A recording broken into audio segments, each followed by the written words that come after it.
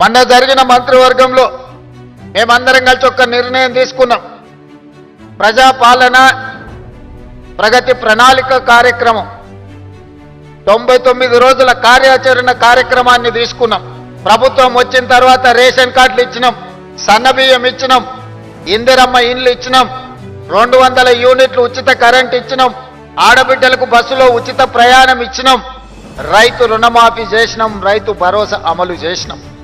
ఏ పేదవాడి కూడా నాకు రేషన్ కార్డు లేదు అని బాధపడొద్దు. ప్రతి పేదవాడికి చివరి పేదవాడి వరకు రేషన్ కార్డు అందాలి అంటే మీరు కష్టపడి వాళ్ళకి అందించాలి.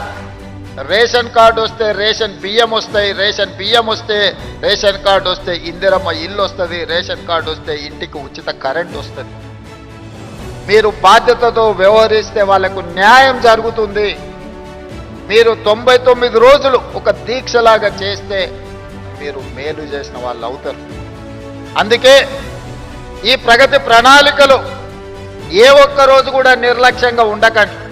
మీ ఒక్కరోజు నిర్లక్ష్యం ఒక 10 దళిత కుటుంబాలకు న్యాయం జరగకపోవచ్చు. ముఖ్యంగా దళితులకు, గిరిజనులకు, ఆదివాసీలకు, వెనుకబడిన బలహీన వర్గాల కోసం సంక్షేమాన్ని, అభివృద్ధి ఫలాలను అందించాలని ఈనాడు మా ప్రభుత్వము చిత్తశుద్ధితో ప్రయత్నం చేస్తుంది.